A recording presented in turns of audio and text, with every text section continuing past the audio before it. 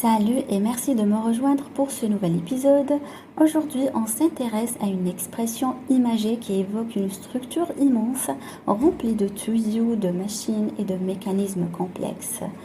Une usine à gaz.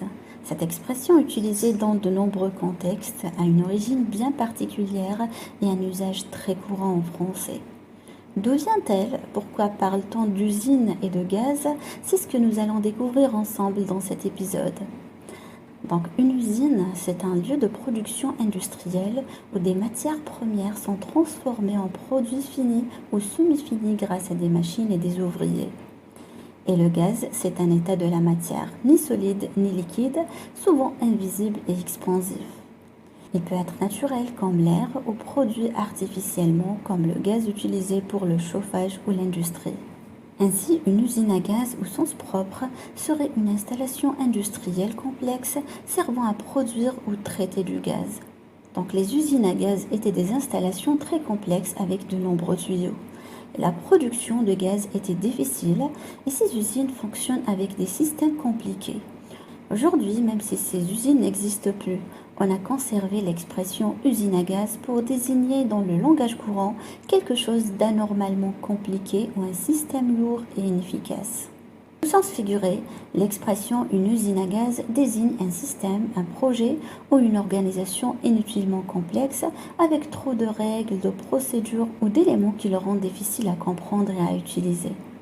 On l'emploie souvent pour critiquer un processus administratif, un logiciel mal conçu ou une réforme trop compliquée.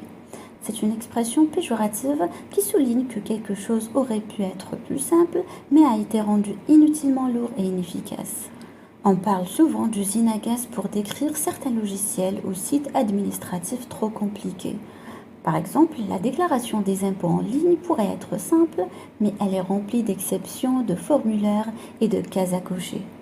Et résultat, on s'y perd facilement. C'est pourquoi on dit que le système fiscal français est une véritable usine à gaz. Ça veut dire inutilement complexe et difficile à comprendre. On parle aussi d'usine à gaz pour certains règlements internes d'entreprise. Par exemple, au lieu d'un simple processus pour demander un jour de congé, il faut d'abord remplir un formulaire, obtenir l'accord du responsable, puis celui des ressources humaines, envoyer un email de confirmation et attendre une validation finale. Avec autant d'étapes inutiles, le système devient lourd et inefficace. On pourrait alors dire, leur procédure pour poser un congé, c'est une vraie usine à gaz. Donc voilà pour aujourd'hui, j'espère que tu as apprécié cet épisode. Je te rappelle que tu peux télécharger gratuitement la fiche PDF qui reprend toutes les explications et tous les exemples de ce podcast. C'est dans la description, tu peux y aller dès maintenant.